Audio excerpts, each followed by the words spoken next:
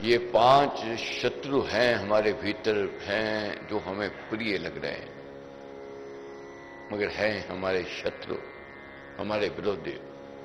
ये हमारी गिरावट का कारण, हमारे पतन का कारण बने हुए हैं। जब तक विवेक जागृत नहीं होवेगा, जब तक बोध नहीं होवेगा, तब तक इसकी पहचान नहीं हो सकती। बहुत बार ऐसा होता है, अज्ञानता में होते हैं, नहीं पहचान होती है कि ये हमारा शत्रु है या हमारा मित्र है। अज्ञानता में उसको हम अपना मित्र मानते हैं, उससे मैत्री करना चाहते हैं। जैसे बच्चा आग की ओर बढ़ता है, देखता है चमक है, नहीं जानता है ये आग जलावेगी। पतंगा शमा की ओर जाता है, ये अज्ञानता है, नहीं जानता है ये जलावेगी, वे जलावेगी। तो इसलिए जब बोध होवेगा, ज्ञान होवेगा, तब पहचान होवेगी हमारा मित्र कौन है, हमारा शत्रु कौन है। जल स्थिर है, तरंग नाशवान है। तरंग क्या है? हवा का झोंका आया और चली गई। वह रहने वाली नहीं है। हमें ऐसा सुख नहीं चाहिए जो आया और चला गया, नहीं, ऐसा नहीं चाहिए। जिस सुख की स्थिरता होवे वह सुख की हमें चाहना है, प्रार्थना है, जो रहे ठहरे। वह कब मिलेगा? जब हम पात्र बनेंगे, जब हम अधिकारी बनेंगे। जब तक हम पात्र नहीं है, जब तक हम अधिकारी नहीं है, वह सुख की प्राप्ति नहीं हो सकती है। तो 40 का यज्ञ में हम यत्न कर रहे हैं, प्रयत्न कर रहे हैं कि हम पात्र बने, हम अधिकारी बने, उस मालिक की कृपा, उसकी रहमत, उसके आशीर्वाद को प्राप्त करने के लिए। तो इसके लिए महाराज कहते हैं 10 लक्षणों को अपनाना है। ये धर्म के 10 लक्षण कहे गए हैं। जो प्राणी 10 लक्षणों की ओर ध्यान देता है वह अधिकारी बनता है, पात्र बनता है उस मालिक की रहमत, उसकी कृपा की प्राप्ति का। क्या 10 लक्षण कहे गए हैं, इसका चिंतन करेंगे।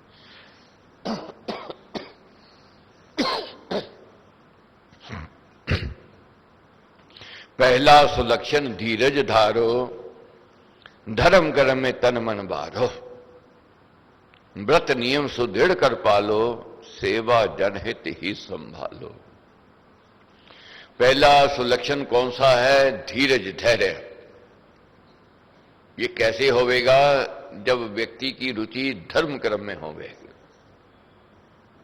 धर्म कर्म की ओर बढ़ना है और व्रत नियम सुदृढ़ कर पालो। जो नियम लिया है, जो व्रत लिया है, उसको दृढ़ता से पालन करना है।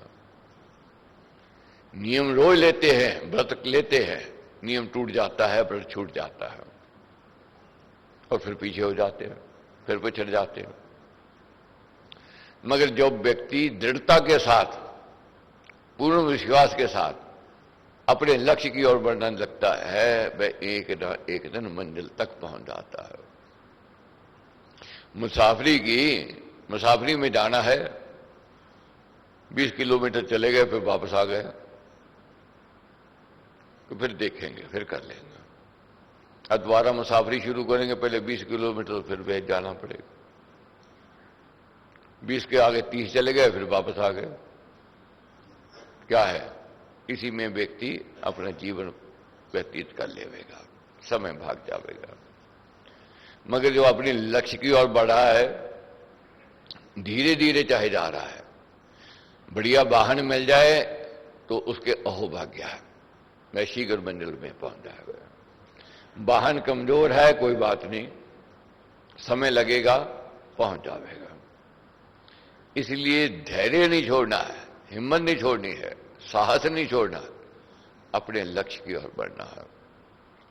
अड़चनें आवेंगी, रुकावटें आवेंगी, विघ्न आवेंगे और बाधाएं भी आवेंगी। तो महाराज ने क्या समझा? रखे धृति राघव जो राखी, जगत मात सीता की साखी। राघव जी को राज तिलक मिलना था, राज तिलक की बजाय वनवास मिल गया, अड़चने आई। अब सुख की बजाय वह दुख दिखाई दे रहा था।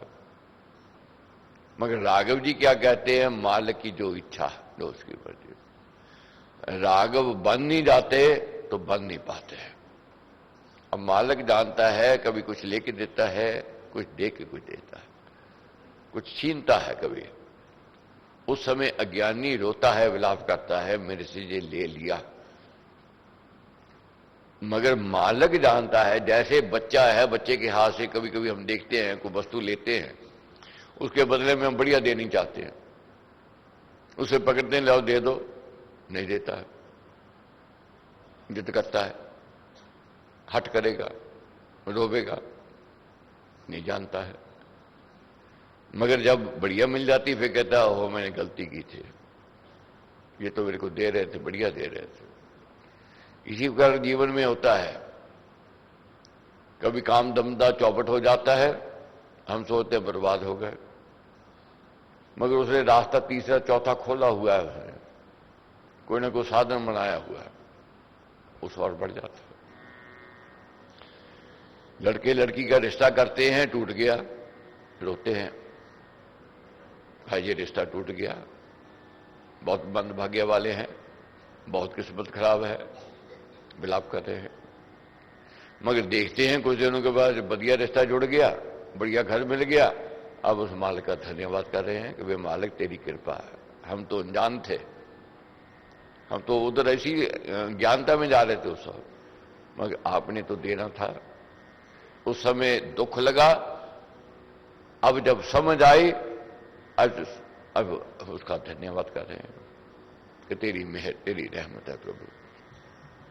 मालिक क्या जानता है, सीता जी का हरण नहीं होता, माता सीता का हरण नहीं होता तो रावण का मरण नहीं होता। अब राजा जनक ने सीता जी को कोमल रखा था, फूलों जैसा रखा था, मगर कितनी विपत्ताएं आई, कितनी अड़चने आई, रुकावटें आई। इसलिए हमारे कहते हैं, सती यति जन हुए बहु तेरे, कर सुधृति के कर्म घनेरे, धीर भीर जन जग में शूरे, धृति धर्म करनी में पूरे। इसलिए धैर्य नहीं छोड़ना है। धीर जनों पर दुखड़े आते, उनसे वह परखे जाते, धीरज धर्म मित्र और नारी, आपतकाल में परखे चारी। धीरज धर्म मित्र और नारी की परख आपतकाल में होती है। दूसरा सुलक्षण कौन सा है जिसको हमने बढ़ाना है? दूसरा लक्षण सुक्षमा जाना, सहना सुख दुख मान अपमाना, सहनशील जन में ही सुख पावे, सब अपराध अक्षमा हो जावे। सहनशीलता, जीवन में सुख भी आवेगा, दुख भी आवेगा, यश भी है और अपयश भी है, मान भी है, अपमान भी है, इसको सहना है। जैसे प्रकृति के थपौड़े सहन करते हैं, कभी गर्मी है तो कभी सर्दी है, कभी पतझड़ है कभी बरसात है।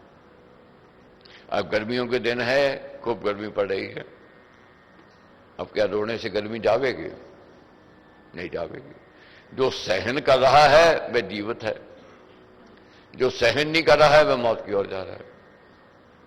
ये सहना पड़ेगा। जीवन में सुख और दुख आवेंगे, मान अपमान होवेगा, तो हमारे कहते हैं इसमें सहनशील जो होता है वही सुखी है। और आगे क्या कहते हैं, विरोध करने वाले विरोध में मिलेंगे, कटाक्ष करने वाले कटाक्ष में करने वाले मिलेंगे। किसी संत को गाली किसी ने दे दी, संत ने कहा भाई तूने क्या मेरे को दिया, अगर मैं नहीं लूं तो किसका हुआ? उसने कहा जिसने दिया था उसी का हुआ। तो संत कहने लगे तूने गाली दी थी, मैंने ली नहीं, अब किसकी हुई? मैं शर्मिंदा हो गया। अगर वही संत उसके बदले में गाली गलौज करते, तूने गाली दी है, गलौज करते और बुरा बुरा कहते, वाद विवाद बढ़ जाता, कला क्लेश बढ़ जाता। तो इसलिए हमारे ने कहा है गाली दाता बोला ऐसे, रहे उस पास दे जो जैसे, कहा मुनि ने नहीं मैं लेता, जो तू वचन मुझे है देता। मैं नहीं लेता जो तूने कहा है। सुन प्यारे हित सार सुहाना, ये समझाया महाराज ने।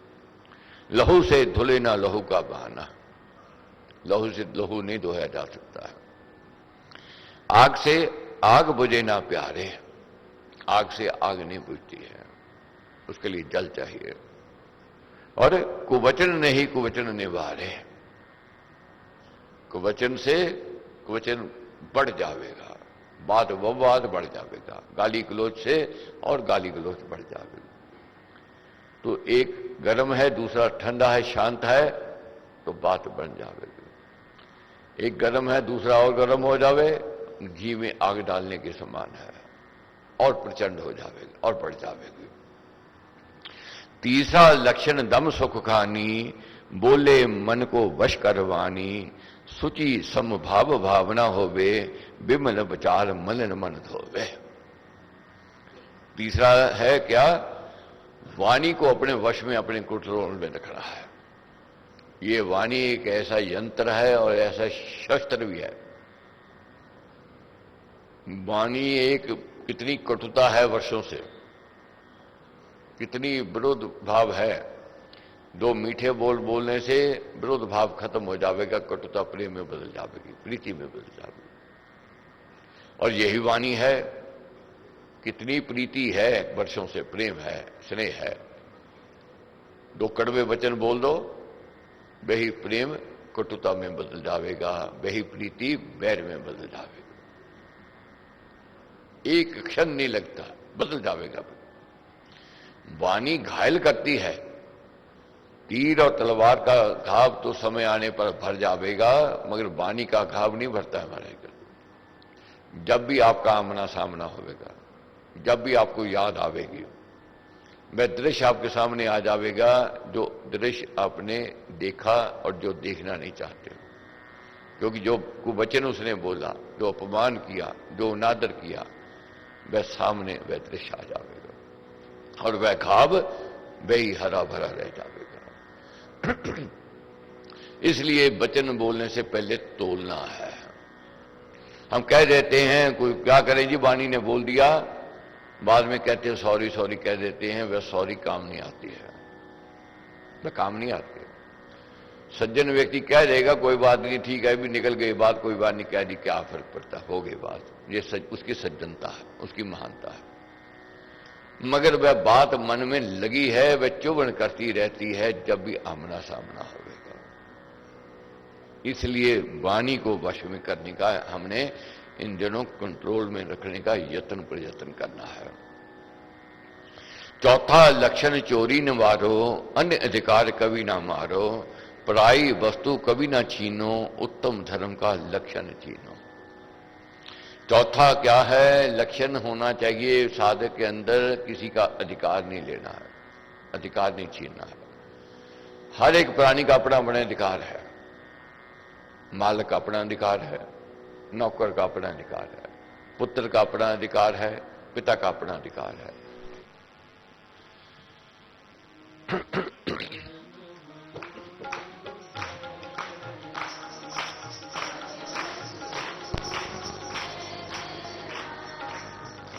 क्या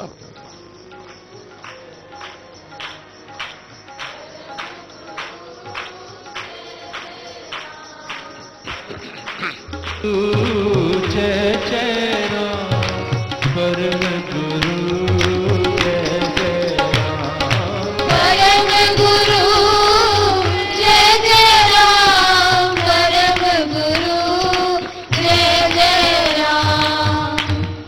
महाराज के दिए हुए उपदेशों का चिंतन जब करते हैं, ध्यान से करना है। एक एक शब्द जब अंदर जावेगा, व्यवहार बदलेगा, स्वभाव बदलेगा। अब महाराज कहते हैं किसी का अधिकार नहीं लेना है। अधिकार हम समझते हैं कुछ और बातों में ले जाते हैं, मगर अधिकार की परिभाषा बहुत बड़ी है। पुत्र का अपना अधिकार, पिता का अपना अधिकार है, मालिक का अपना, नौकर का अपना है, पत्नी का अपना है, पति का अपना है, भाई भाई का अपना अपना, बहन का अपना अधिकार है। किसी क्षेत्र में भी देखो कि उसका अपना अधिकार है। अधिकार जब हम दूसरा क्या छीनना आरंभ करते हैं, वही कला, वही क्लेश, वही दुख, वही अपमान, वही अनादर अपमान आरंभ हो जाता है। तो इसलिए जो व्यक्ति एक किसी का अधिकार नहीं छीनता है, पराई वस्तु नहीं छीनता है, वह सुखी है, वह सभ्य है, वह सम्मानित है, वह श्रेष्ठ कहलाता है। और आगे महाराज क्या कहते हैं, पंचम लक्षण शौच ही गाया, बाहर भीतर भेद बताया। बाहर और भीतर की शुद्धता, केवल ये नहीं है कि अच्छे वस्त्र पहन लिए हमने, साफ सुथरे पहन लिए, भगवे पहन लिए, जो संतों जैसे पहन लिए तो हम संत बन गए, सज्जन बन गए। नहीं, अंतःकरण की शुद्धि भी अति आवश्यक है। घर की और तन की पवित्रता भी अति आवश्यक है। बहुत लोगों का स्वभाव है, ऊपर ऊपर से तो बहुत साफ सुथरे दिखेंगे, अंडरगारमेंट्स मैले हैं, उनके गंदे हैं, वे एक ना एक दिन रोग लेकर के आते।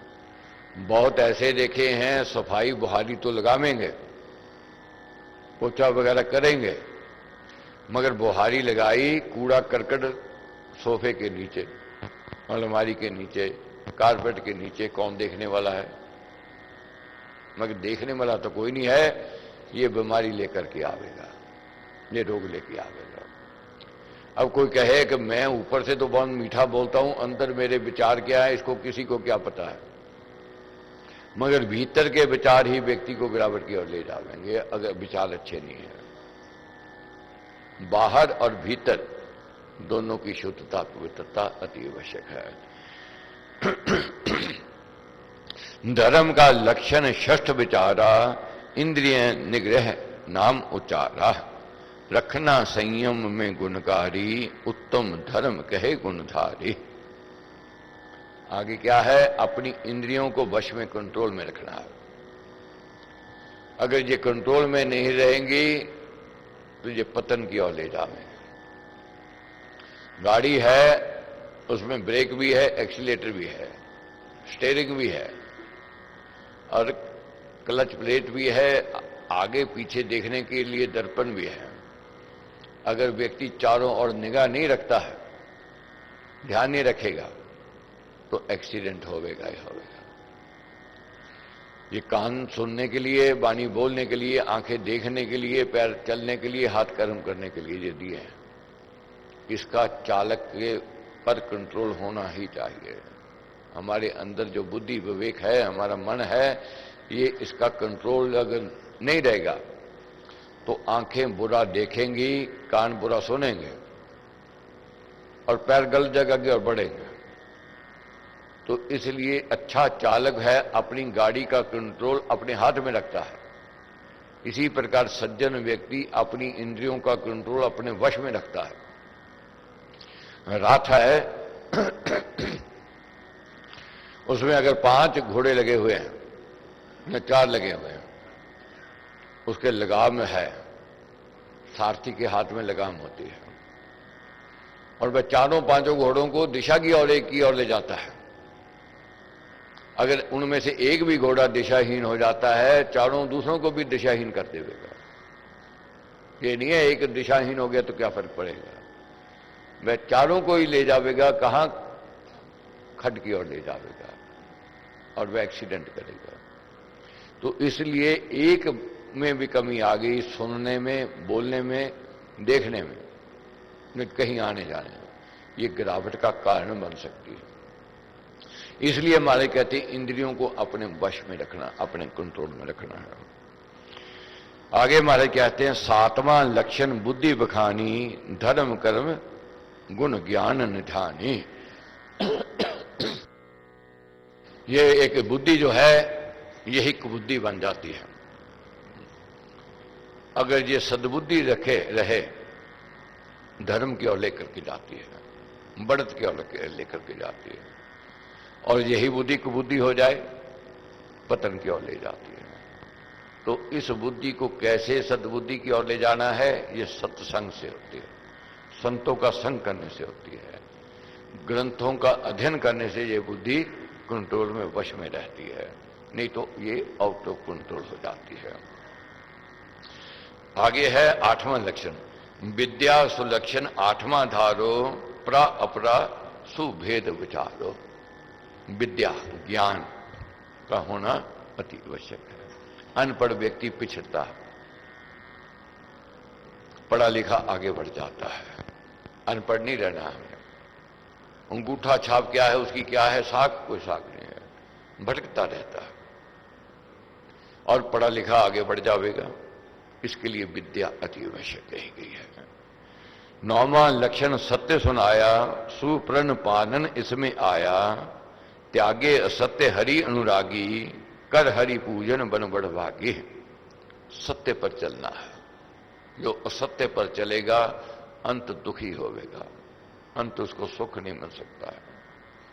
सत्य सत्य रहेगा और असत्य असत्य रहेगा। एक असत्य को सत्य बनाने के लिए लाख झूठ बोल ले, वह सत्य नहीं हो सकता है। और सत्य को असत्य बनाने के लिए व्यक्ति लाख झूठ बोल ले, वह असत्य नहीं हो सकता है। इसलिए सत्य की ओर चलना है। जब हम सत्य पर होते हैं, हमारे अंदर न्यारी शक्ति होती है, अनोखी शक्ति होती है, तो सत्य पर चलना है। 10वां क्रोध कर्म को त्यागे, कुटिल कठोर कथन से भागे, मधुर वचन शुद्ध कर्म द्वारा, सबसे मेल करे हरि प्यारा।